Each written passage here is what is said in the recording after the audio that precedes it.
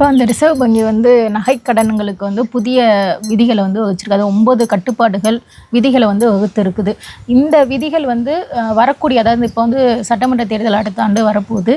இந்த தேர்தலுக்காக இந்த விதிகள் வந்து பிரச்சனைகளை ஏற்படுத்துமா?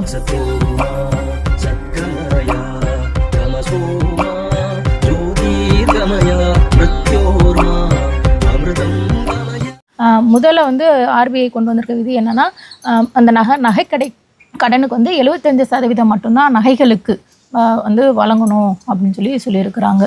அதுக்கு ஏதாவது காரணம் சொல்லியிருக்கிறாங்களா? இல்லை, அதாவது இந்த கொரோனா டயத்துலலாம் 90% வரைக்குமே நகைக்கடன் கொடுத்தாங்க. அதுக்கப்புறம் 80 ஒவ்வொரு வங்கிகளுக்கு ஏற்ற மாதிரி மாறுபட்டு இருக்கு. இப்போ 75% எதுக்கு, ஏன் 75%? அது ஏன்னா வட்டியோட இது அதிகமாகும்ல. அப்போ ஏலம் விடுறப்போ நகையை தாண்டி அதோட மதிப்பு போயிருச்சுன்னா பாதிக்கப்படும் அப்படிங்கிற மாதிரி சொல்லியிருக்கிறாங்க. இல்லை, இப்போ மற்ற இதுக்கு முன்னாடி அது எப்படி 90% வரைக்கும் எப்படி கொடுத்தாங்க?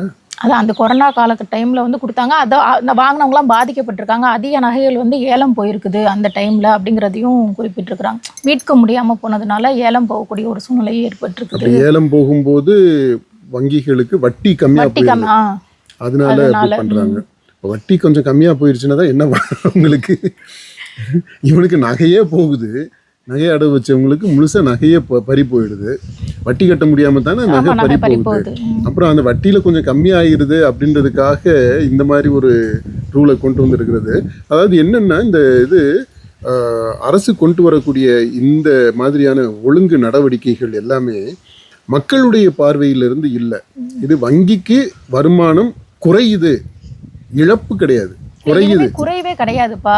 ஏன்னா இப்போ போன வருஷோட நகை விலையும் இந்த வருஷத்துக்கான நகை விலையும் கணிசமா உயர்ந்துட்டு தான் போயிட்டு இருக்குது. இப்போ அப்போ அவங்க அந்த நேரத்துல வச்ச இதை வந்து இப்போ வித்தா கூட அதிகமா தானே கிடைக்கும்.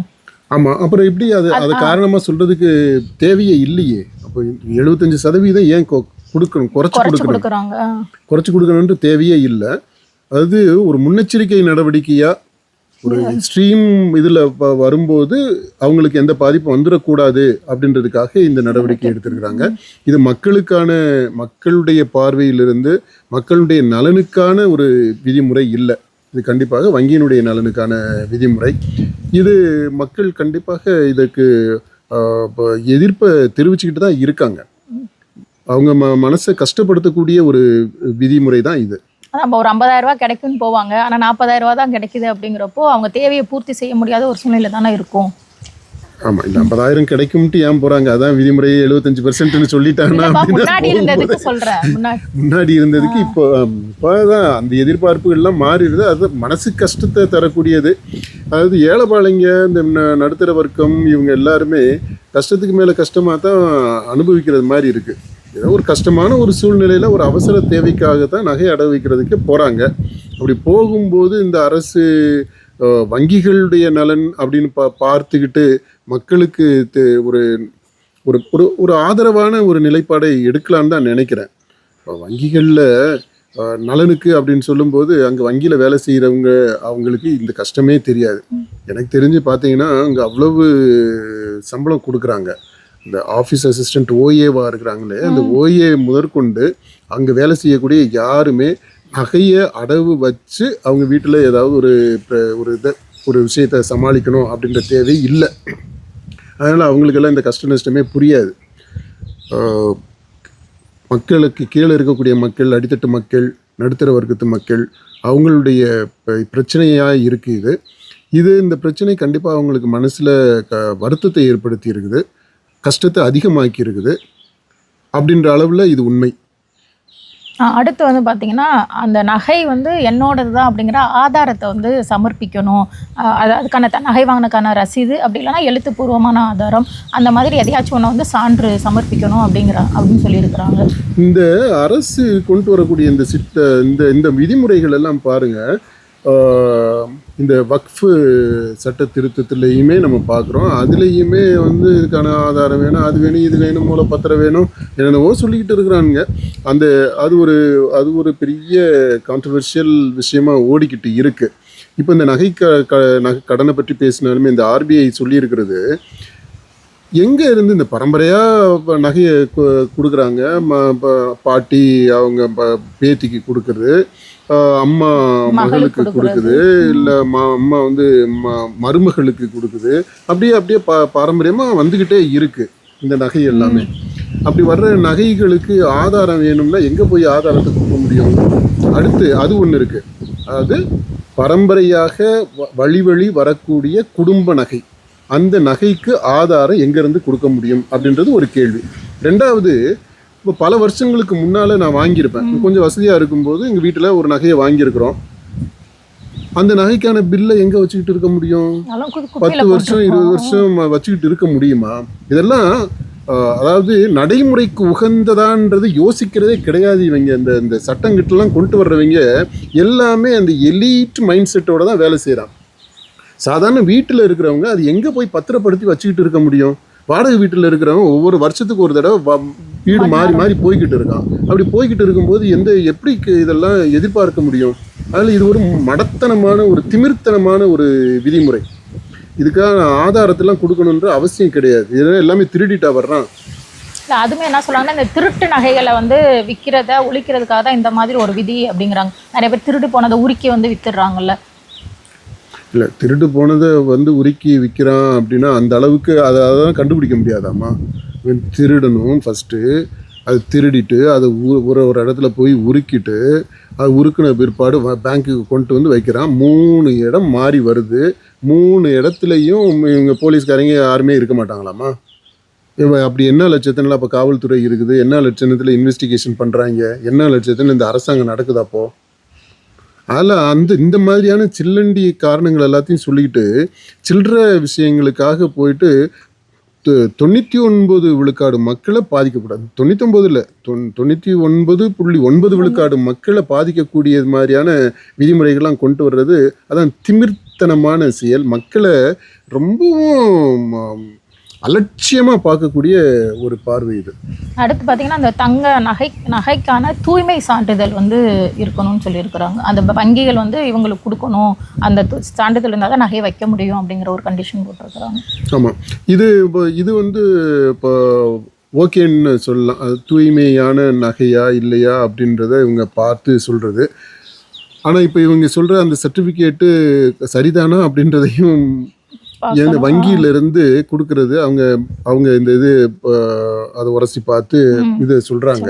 அப்படி சொல்லக்கூடியது இப்போ சில சமயங்களில் நம்ம பார்க்குறோம். அதுலேயே இப்போ பித்தலாட்டங்கள்லாம் நிறைய நடக்குது, ஏமாத்து நடந்துக்கிட்டு இருக்குது. இப்போ அதனால் இவங்க அடகு வைக்கக்கூடிய மக்கள் அவங்களுடைய பார்வையில் நம்ம பார்க்கும்போது, அவங்களுடைய நிலையிலேருந்து நம்ம பார்க்கும்போது இது மாதிரி நகையை உரசி பார்த்து அது எவ்வளவு தூரம் சுத்தமான தங்கம், எத்தனை கேரண்ட் தங்கம் அப்படின்றத சொல்கிறது நல்ல விஷயந்தான். இப்போ கடைகளுமே இதை ஏமாத்துறாங்களா? இப்போ கடைக்காரங்க தான் ஏமாத்துறாங்க. தங்கத்தோட குவாலிட்டியை குறைச்சி விற்பனை செய்கிறாங்கல்ல. குவாலிட்டியை குறைச்சி, ஆனால் இது வந்து நல்ல தங்கம் அப்படின்னு சொக்க தங்கம் அப்படின்னு சொல்லிட்டு விற்கிறாங்க. இல்லை, அதை தான் யார் உரசி பார்த்து இதுக்கு தரச்சான்றிதழ் கொடுக்கறது அப்படின்றது இருக்குது. இப்போ இந்த தரச்சான்றிதழ் கொடுக்கறதுலையுமே அதான் நிறைய பித்தலாட்டங்கள் நடக்கிறதுக்கான வாய்ப்புகள் இருக்குது, சூழல் இருக்குது, நடந்துக்கிட்டு தான் இருக்குது. பெரிய பெரிய நகை கடைகளுமே இந்த மாதிரியான தில்லுமுல் வேலைகள்லாம் செஞ்சுக்கிட்டு தான் இருக்கிறாங்க.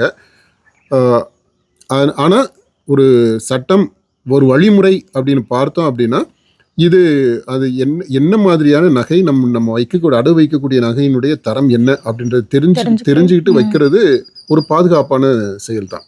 அடுத்து பார்த்தீங்கன்னா, இந்த 22 கேரட் மதிப்பிலான நகைகள் மட்டும்தான் அடமானம் வைக்கணும். இல்லைனா அதுக்கான ஈக்குவலாக இருக்கிற மாதிரி நகைகள் மட்டும்தான் கடன்கள் வழங்கப்படும் சொல்லியிருக்கிறாங்க. அப்போ 22க்கு கீழே கொடுக்க மாட்டாங்க. அதான் அது தங்கத்தோட தரம் வந்து குறைவாக இருக்குது. அப்படியே அதை எடுத்துக்கிட்டாலும் அந்த 22க்கு மதிப்பிட்டு அதுக்கான தொகையை தான் கொடுக்கணும். அதாவது இப்போ ஒரு சவரன் இருக்குன்னா 8 கிராம் இருக்கும். அதே 18 கேரட் கொண்டு போனோம்னா அதுக்கு அதிகமாக 8 கிராமுக்கு மேலே 10 கிராம் அந்த மாதிரி கொண்டு போனால் தான் அதுக்கான நகை வந்து கொடுக்கணும் அப்படின்னு சொல்லியிருக்கிறாங்க. இது சரியான விதிமுறை தானே? இதுல என்ன சிக்கல் இருக்கு? இல்லப்பா, சிக்கல் இருக்குன்னா இப்ப 22 கேரட்டுங்கிறதுக்கும் இல்ல எப்படினாலும் இப்ப 22 கேரட் அப்படின்றது இப்போ 20 கேரட் நகையை வாங்குறோம் அப்படின்னா அது விலை குறைஞ்சுதானே இருக்கும். இல்ல, விலை குறைஞ்சதா இருக்கும்பா. ஆனா இப்போ எல்லாரும் 22 கேரட் வாங்க மாட்டாங்க. அதான் இப்ப 22 கேரட்டுக்கு கீழே இருக்கக்கூடிய நகையை அடகு வைக்கலாமா வைக்க கூடாதா? அது சில பேர் எடுத்துக்கிறதே இல்லை. அந்த 18 கேரட் இப்போ புரிதல் இல்லாதங்கிறனால 22 கேரட் இருந்தால் தான் நாங்கள் கொடுப்போம், வங்கியில் லோன் கொடுப்போம் அப்படிங்கிறப்போ 18 கேரட் நகை வச்சிருக்கிறவங்களோட நிலைமை என்ன ஆகும்? அதான் இப்போ நீங்கள் சொல்கிறத பார்த்தா 18 கேரட்டுக்குமே நகை கடன் கொடுப்பாங்க. ஆனால் அந்த 22 கேரட்டுக்கு எவ்வளவு வருமோ அது மாதிரி இதுக்கு கொஞ்சம் குறைச்சி கொடுப்பாங்க. ஆமாம், அது சரிதானே. நீங்கள் விலை குறைந்த நகையை கொண்டு போய் அடகு வச்சுட்டு நீங்கள் கூடுதலாக காசு கொடுன்னு கேட்டால் எப்படி? ஆனால் இப்போ கூட்டுறவு வங்கிகள்லாம் நகை கொடுத்தா ஒரு சவரன் அது 22 கேரட்டாக இருக்கட்டும் 18 கேரட்டாக இருக்கட்டும் அதுக்குரிய மதிப்பில் தானே கடன்கள் கொடுத்துட்டு இருந்தாங்க நம்ம கூட்டுறவு வங்கிகள். கூட்டுறவு வங்கிகள் அந்த அரசியல் இருக்கு, அவங்க பண்ணக்கூடிய தில்லுமுள்ளு அது வேற ஒரு டாபிக். அதை பற்றி நம்ம விரிவாகவே பேசணும். அந்த நகைக்கடன் அங்கே போய் வைக்கிறது இந்த கூட்டுறவு வங்கிகளில், அந்த கூட்டுறவுல யாரெல்லாம் உறுப்பினர்களாக முடியும் அப்படின்றது, அப்புறம் இந்த கடனுக்கு போய் நகையை வச்சோம் அப்படின்னா யார் வைக்கிற கடனுக்கு கடன் கொடுக்குறாங்க அப்படின்றது, எல்லாரும் போய் கூட்டுறவு இதில் நீங்கள் நகையை அடகு வச்சிட முடியுமா? எல்லாரும் ஆதார் கார்டு கொண்டு போனா கொடுத்துட்றாங்க மக்கள். ஆமாம், அப்புறம் கூட்டுறவு வங்கியில் அந்த நகை கடன் கொடுக்குறாங்க, தாராளமாக கொடுக்குறாங்க. அப்படின்னா எப்படினாலும் இந்த எலெக்ஷன் வரும்போது, ஆட்சி மாறும்போது, அரசு மாறும்போது நகை கடன்லாம் தள்ளுபடி பண்ணுவாங்க அப்படின்ற அந்த ஒரு எதிர்பார்ப்பு இருக்குது. இது கூட்டுறவு வங்கியில் வைக்கிறது, அரசு வங்கிகளில் வைக்கிறதுக்கு தானே தள்ளுபடி பண்ணுறாங்க. அது எல்லாருக்கும் தள்ளுபடி ஆகுறது இல்லை, ஆனால் தள்ளுபடின்ற அந்த எதிர்பார்ப்பு இருக்குது இல்லையா? அது இருக்கு. ஆனால் அந்த மற்ற வங்கிகளை கம்பேர் பண்ணுறப்போ அங்கே எல்லா நகைக்கும் ஒரே மதிப்பிலான கடன்கள் வழங்கப்படுறப்போ மக்களுக்கு ஒரு கூடுதல் பணம் கிடைக்குது இல்லை. ஆனால் இந்த இது கொஞ்சம் ரேஷனலைஸ் பண்ணுறது சரியான செயலாக தான் நான் பார்க்குறேன். அந்த நகையை நம்ம அடகு வைக்கிற நகை என்ன மதிப்போ அந்த மதிப்பிற்கு உரிய கடன் அது கொடுக்கறதுன்றது சரியாக தான் இருக்குது. மக்கள் அதை புரிஞ்சுக்கிடுவாங்க. இதை ஒரு பெரிய விஷயமா மக்கள் எடுத்துக்கல. ஆனால் எது அவங்கள பாதிக்கக்கூடியதுன்னா இந்த 75% தான் நம்ம கடன் கொடுப்போம் அப்படின்றது கண்டிப்பாக அது பாதிக்கக்கூடியதாக இருக்குது. அடுத்து நீங்கள் ரெண்டாவது நம்ம பேசணும் இல்லையா, இந்த சான்று கொடுக்கணும் அப்படின்றது. இந்த சான்று கேட்டெல்லாம் போய் இப்போ விஏஓட்ட போய் சர்டிஃபிகேட் வாங்கிட்டா அந்த கம்யூனிட்டி சர்டிஃபிகேட் மாதிரி நகை சர்டிஃபிகேட் வாங்க சொல்லுவாங்களா? ஆமாம், ஆடிட்டர்கிட்ட போயிட்டு அப்போ அவனுக்கு போய் அவன் காசை கொடுக்கணும், காசை கொடுத்து வாங்கணும். இது எவ்வளவு பெரிய ஒரு இண்டஸ்ட்ரியாவே உருவாக்கி விடுறாங்க இந்த சர்டிஃபிகேட் வாங்கணும். இல்லை, இப்போ நகையை கடன் அடகு வைக்க போகிறதே எமர்ஜென்சியாக உடனே வேணும் அப்படிங்கிறதுக்காக தான் நம்ம போய் வைக்கவே போவோம். ஆனால் இந்த மாதிரி சான்றிதழாக வேண்டாம், அதுக்கு ஒரு 2 நாள் 3 நாள் எடுக்கிறங்கிறப்ப அவங்க அந்த அத்தியாவசிய தேவைக்கு கிடைக்காம தான் இப்போ மருத்துவ செலவு கல்வி செலவுக்குலாம் உடனடியாக கிடைக்காதுல்ல இந்த மாதிரி விதிமுறைகள்னால. ஆமாம், இது அது நிச்சயமாக பாதிப்பை ஏற்படுத்தக்கூடியது தான். இந்த அதாவது நகையினுடைய தரத்தை சோதித்து அதை தெரியப்படுத்திக்கிறது, அதை பதிவு பண்ணிக்கிறது, அந்த டாக்குமெண்ட்டில் அக்ரிமெண்ட்டில் பதிவு பண்ணிக்கிறதுன்றது ஒரு நல்ல விஷயம்தான் நினைக்கிறேன், ஒரு பாதுகாப்பானது. அடுத்தது நம்ம வைக்கக்கூடிய நகையின் என்ன தரத்தில் இருக்கோ அதற்கு உரிய பணத்தை நம்ம கடனாக பெறுறோம் அப்படின்றது, அதற்கு ஈடான தொகையை கடனாக பெறுறோம் அப்படின்றது இப்போ ஓகே அப்படின்னு தான் நான் நினைக்கிறேன். அதனால பெரிய பாதிப்பு இல்லை. அடுத்து வெள்ளி நகைகளுக்கு கடன் கொடுத்துக்கலாம் அப்படின்னு சொல்லி இப்போ புதுசாக சொல்லியிருக்காங்க. வெள்ளி நகைகளுக்கு வங்கிகள் கடன் கொடுக்கறது இல்லை, இப்போ அதை அடமானம் வச்சு கடன் பெற்றுக்கலாம். ஆனால் வெள்ளியோட தரம் உயர்ந்ததாக இருக்கணும் அப்படிங்கிறது சொல்லியிருக்கிறாங்க. அது தரம் அதுக்கு தரத்தை அவங்க செக் பண்ணி பார்த்து வாங்குவாங்க. அதான் இப்போ தங்கம் அடகு வச்சு குடும்பம் நடத்துகிற அளவில் இருந்தது. இப்போ வெள்ளி நகை அடகு வச்சு குடும்பம் நடத்துறது கஞ்சி அவ்வளோ தூரம் திண்டாட்டம் அதிகமாயிருதுன்னு அர்த்தம். நீ அடுத்த அலுமினிய பாத்திரங்களையும் கூட அடகு வைக்கிறது மாதிரி சூழல் வந்துடும் போல தெரியுது. இந்த அரசியல் நடக்கிற பாத்திரங்களை அடகு வச்சு பணம் வாங்கிட்டு குடும்பம் நடத்தக்கூடிய சூழ்நிலை இப்போ அந்த மாதிரி ஒரு சூழல் வரலாம். அடுத்த விதி என்னன்றது, அடுத்து 1 கிலோ அளவிலான தங்கங்களுக்கு மட்டும்தான் கடன் வழங்கப்படும். அதிகபட்சமா 1 கிலோ. ஏங்க அதான் அந்த வங்கி விதிமுறைகள் யார் மனசுல வச்சுட்டு சொல்றாங்க அப்படின்றத நீங்க பாருங்க. இங்க 5 கிராம் 10 கிராம் அப்படின்றதே பெரிய விஷயமா இருக்கு. அதைத்தான் போய் அதாவது பெரிய சொத்து அப்படின்னு நினச்சிட்டு போய் அடகு வச்சுட்டு ஒரு 50,000 ஒரு அதிகபட்சமாக 1 லட்சம் 2 லட்சம் அந்த அளவுக்கு தான் நம்ம நகையை அடகு வைக்க முடியுது. இப்படிப்பட்ட மக்கள் தான் பெருவாரியான மக்களாக இருக்கிறாங்க. ஆனால் இவன் விதிமுறை சொல்கிறான் பாருங்க, 1 கிலோ தங்கம் வரைக்கும் அடகு வைக்கலாமா அதிகபட்சமா. இந்த 1 கிலோ தங்கம் எங்கே வரும்? அதனால தான் அவங்க சொல்கிறாங்க இந்த சர்டிஃபிகேட் வேணும்னு சொல்கிறது அதுக்கு தான். அப்போ திருட்டு நகையை உருக்கி கொண்டு வர்றது சாத்தியம்.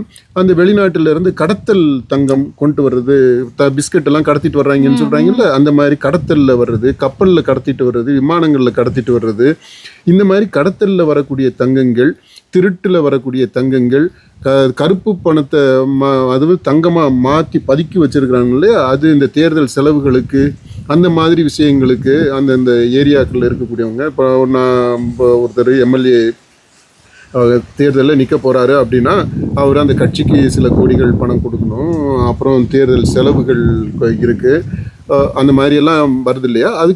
அதுக்கு இந்த மாதிரி தங்கமாக பதுக்கி வச்சுருக்கிறத எப்படி வங்கியில் போய் தானே விற்று காசாக்க முடியும். இப்போ அந்த மாதிரி வரக்கூடிய தங்கங்கள் இருக்குது இல்லையா, அதை மனசில் வச்சுக்கிட்டு தான் இவங்க இந்த மாதிரி விதிமுறையை சொல்கிறாங்க. அப்படி நீங்கள் பார்த்தீங்கன்னா இது பெரும்பணக்காரர்களை மனதில் வைத்துக்கொண்டு போடக்கூடிய சட்டத்திட்டங்களாக இருக்குது.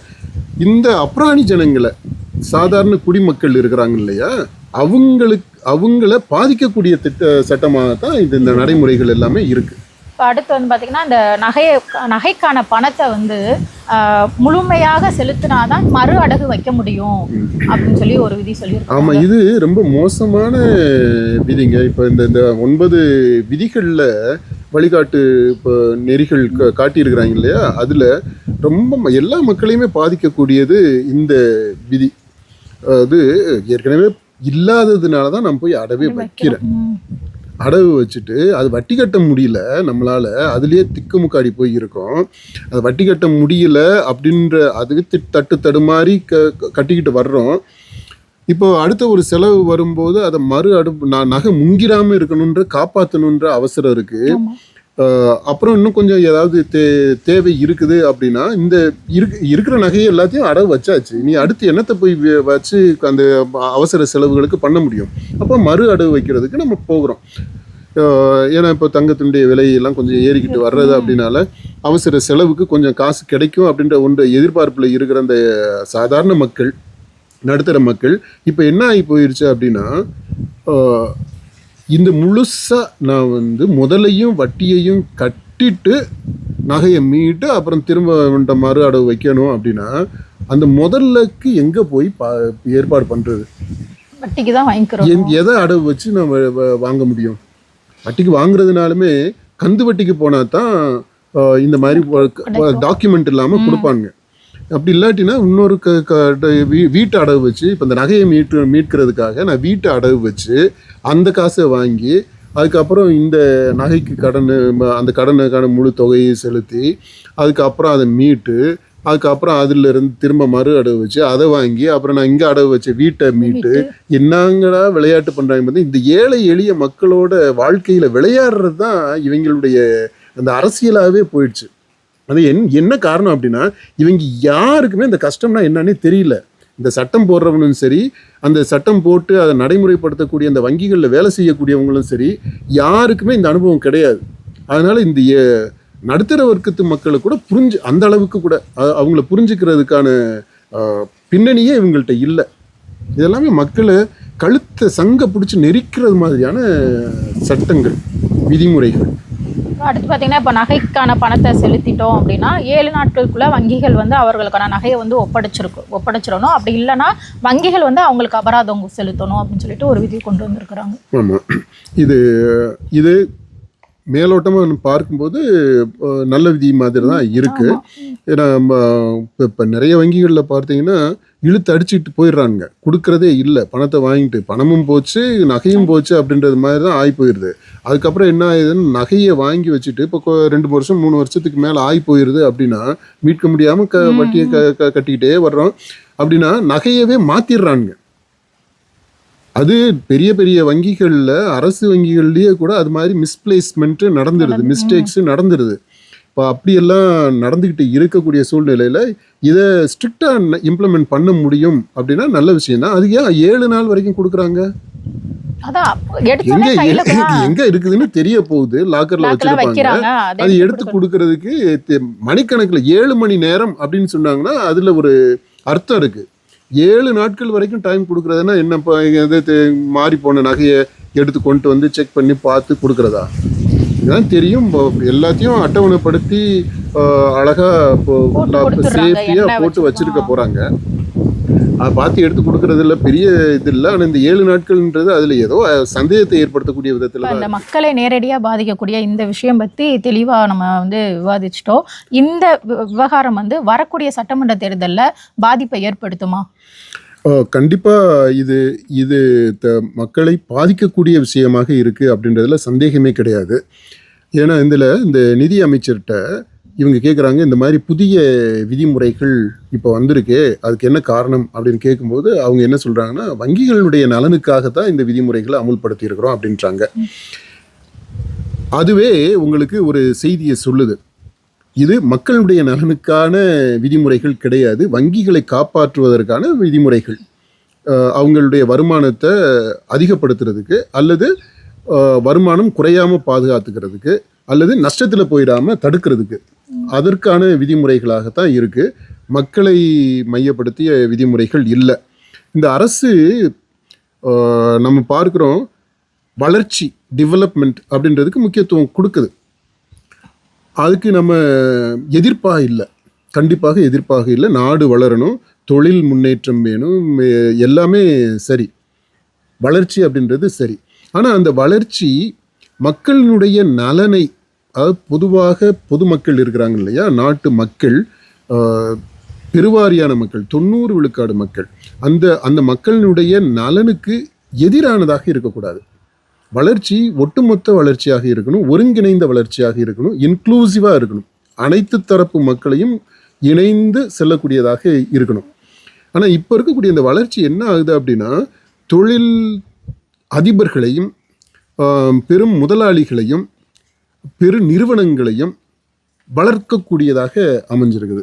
அது வளர்ச்சி வேண்டான்னு நம்ம சொல்லலை, அந்த வளர்ச்சி வேணும். ஆனால் அந்த வளர்ச்சி ஒரு பக்கம் ஒரு இமயமலை ரேஞ்சுக்கு போய்கிட்டு இருக்கும்போது, இன்னொரு பக்கம் நம்ம பார்த்தோம்னா வளர்ச்சி இல்லாமல் இருந்துட்டா கூட பரவாயில்ல, ஆனால் பாதாளத்துக்கு நோக்கி போகக்கூடாது. பெருவாரியான மக்கள் இந்த வளர்ச்சி திட்டத்திலிருந்து, டெவலப்மெண்ட் அதிலிருந்து ஒதுக்கப்பட்டிருக்கிறாங்க, அதற்கு வெளியில் இருக்கிறாங்க. இப்போ அந்த மக்களையும் உள்ளடக்கியதா வளர்ச்சி வரணும் அப்படின்னா நலத்திட்டங்களை நம்ம கண்டிப்பாக கணக்கில் எடுத்து தான் ஆகணும்.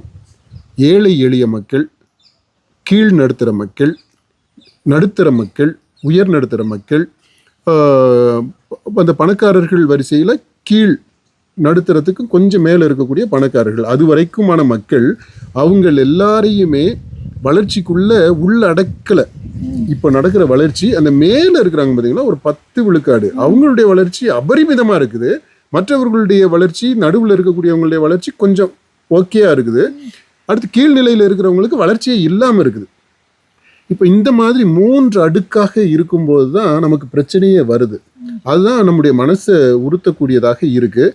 இப்போ இந்த மாதிரியான விதிமுறைகள்லாம் வரும்போது 1 கிலோ வரைக்கும் தங்கத்தை அடமானம் வைக்கலாம் அப்படின்னா அந்த 1 கிலோ தங்கம் யார்கிட்டயா இருக்கும்? சாதாரண மக்கள்கிட்ட கண்டிப்பா இருக்காது. இல்லை, அதான் நான் சொல்றேன் இல்லையா, இந்த கீழ் தளத்துல இருந்து, அடிமட்டத்தில் இருந்து நடுத்தரம் வர்க்கம் வரைக்குமே நீங்க பார்த்தீங்கன்னா 1 கிலோ தங்கம் வச்சிருக்கக்கூடிய அளவுகள்லாம் இருக்க மாட்டாங்க. அதுக்கு மேல இருக்கிறவங்க இருப்பாங்க.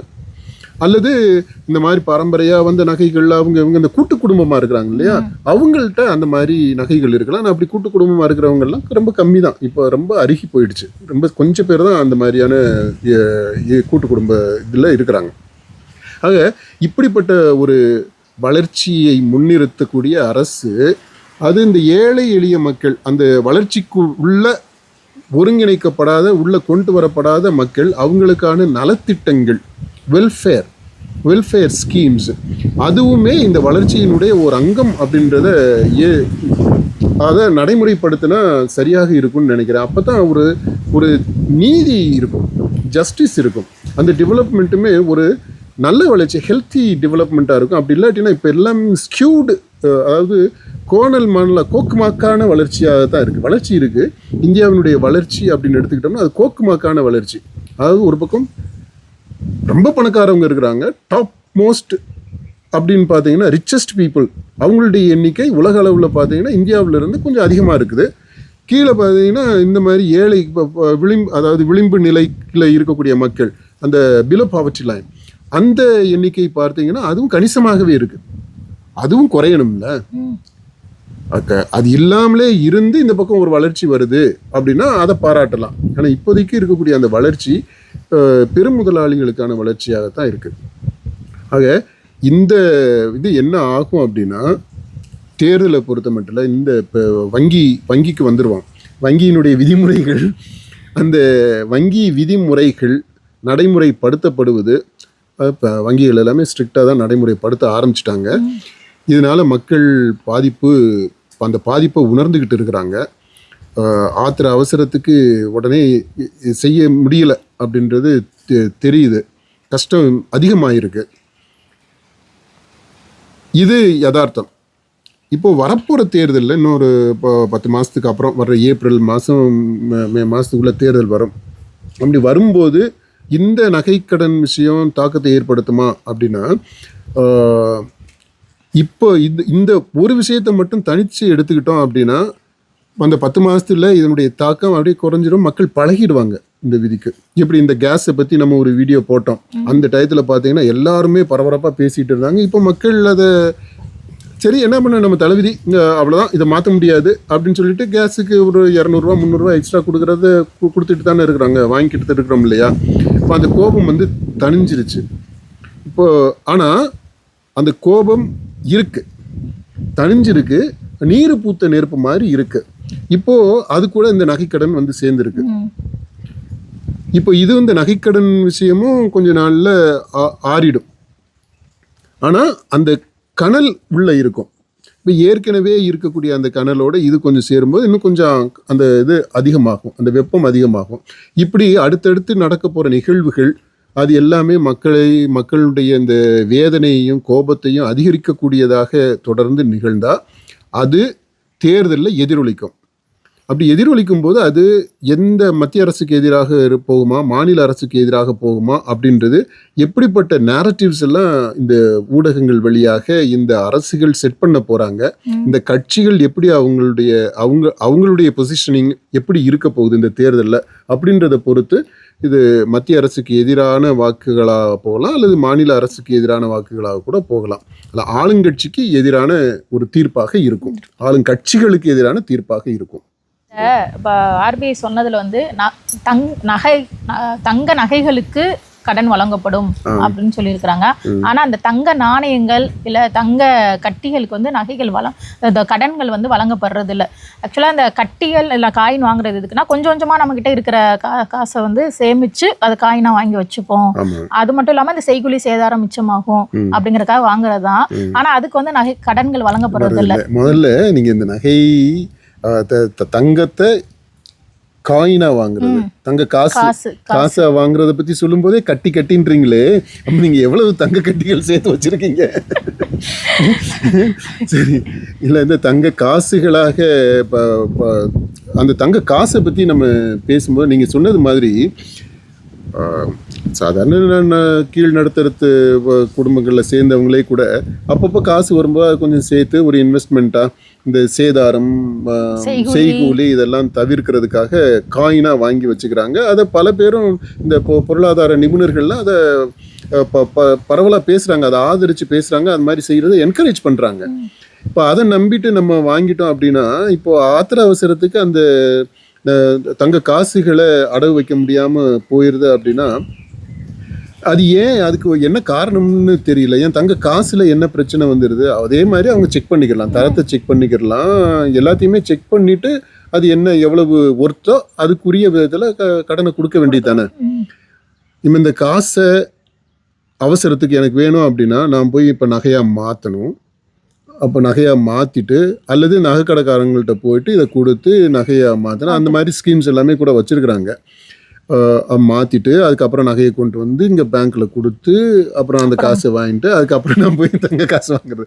இதான் இவங்க இது என்ன நகைக்கடைக்காரங்களோட ஒரு டீல் போட்டுட்டு இந்த விதியை கொண்டு வந்திருக்கிறாங்களோ என்னமோன்னு சந்தேகப்பட வைக்குது. ஏன் அவங்க தான் இப்போ ஏற்கனவே நம்ம பார்த்தோம்னா நகைக்கடைக்காரங்க பண்ணுற இது தில்லுமுள்ளு அளவே கிடையாது.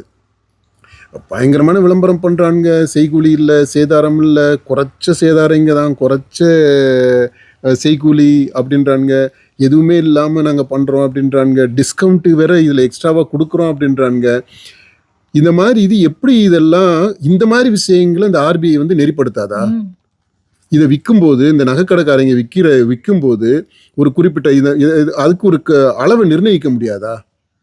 இவ்வளவு தான் செய்கூலி, இவ்வளவு சேதாரம் அப்படின்னு சொல்லிட்டு இந்த மாதிரி செய்ய முடியாது. என்னென்னவோ ரூல்ஸ் எல்லாம் போடுறாங்களே, இந்த ரூலை நகைக்கடைக்கு ஏன் போடுறதே இல்லை? அது கடைக்கு வித்தியாசப்படுது அந்த செய்கூலி சேதாரம்ங்கிறது. அதான் பயங்கரமான வித்தியாசமா இருக்குது. இதுல நம்ம எதை நம்பி போய் எப்படி எந்த கடையில போய் வாங்குறதுன்னே தெரியல. அவங்க கொடுக்குற அந்த ஆஃபரு அதுக வேற பாத்தீங்கன்னா அப்படி இருக்கு. ஒவ்வொருத்தரும் ஒரு இதை பண்றாங்க. அடுத்து பெரிய அளவில் நகைக்கடை வச்சிருக்கிறவங்க பெரிய அளவில் விளம்பரத்தை பண்ணி ஏழை பாளைங்கள் எல்லாத்தையுமே சாதாரண ஜனங்களை புறாமே ஏமாத்துறாங்க, மூளைச்செலவு செய்கிறது மாதிரி பண்ணிடுறாங்க. அதனால இந்த ஆர்பிஐ இந்த விதிமுறை கொண்டு வந்தது அது சரியான விதிமுறையா இல்லை. ஏன்னா இன்னைக்கு எனக்கு தெரிஞ்ச பல நடுத்தர வர்க்கத்து குடும்பங்கள் நகையை வாங்குறதுக்கு பதிலாக தங்க காசுகளாக வாங்கி முதலீடுன்ற அளவில் சேமித்து வைக்கிறாங்க. அந்த முதலீடு பண்ணுறது எதுக்குன்னா இப்போ நிலத்தை நம்பி போட முடியல, நகையை போட்டால் அங்கே வந்து இந்த மாதிரியான எக்கச்சக்கமான தில்லுமுள்ளு எந்த கடையில் போய் எப்படி வாங்குறதுன்றது தெரியல. அதனால சரி காசை வாங்கி வச்சுக்கிடுவோம் அப்படின்னு சொல்லிட்டு வாங்கி வைக்கிறாங்க. இதுக்கு ஒரு மதிப்பே இல்லாமல் போயிடுது. அப்போ அந்த காசை வச்சுக்கிட்டு நான் என்ன பண்ணேன்? அப்போ எதுக்காக இந்த பொருளாதார நிபுணர்கள் எல்லாருமே இதை வாங்கி வச்சுக்கோங்க, இது ஒரு நல்ல முதலீடு தான் அப்படின்ட்டு ஏன் சொல்றாங்க? அப்போ அதை நெறிப்படுத்தணும்ல ஆர்பிஐ. மக்கள் அதான் சொல்றேன், இது வந்து மக்களை மையப்படுத்தியதாக இல்லை. இந்த அரசினுடைய செயல்பாடுகள் திட்டங்கள் இது எல்லாமே நிதி சார்ந்தது சரி, இந்த தொழில் சார்ந்ததாகவும் சரி, இது எல்லாமே பெரும் முதலாளிகளை சார்ந்ததாகத்தான் இருக்கு. இப்போ இவ்வளவு ரூல் போடுறாங்கல்ல, நகைய கடனுக்கு இத்தனை ரூலை போட்டிருக்கிறவன் பெரிய பெரிய கம்பெனிஸு அவங்க கடன் வாங்குறாங்களே, அவங்களுக்கு ஏதாவது ரூல் போடுறாங்களா? எந்த டாக்குமெண்ட்டை வச்சுக்கிட்டு ஆயிரக்கணக்கான கோடி கடனை கொடுக்குறாங்க? அப்புறம் அந்த கடன் எல்லாம் திரும்பி வரலன்னு சொல்லிட்டு எந்த அடிப்படையில் யாரை கேட்டுட்டு தள்ளுபடி பண்ணுறாங்க? அதெல்லாமே டெவலப்மெண்ட்டாக போயிடுது. ஆனால் இங்கே வந்து நம்மளை மாதிரி ஆட்களுக்கு இதை வாங்க மாட்டோம், அதை வாங்க மாட்டோம், நீ இது எப்படி செய்யணும் அப்படி செய்யணும் அப்படின்னு சொல்லிட்டு 1008 ரூல்ஸை போட்டுக்கிட்டு இருக்கிறாங்க.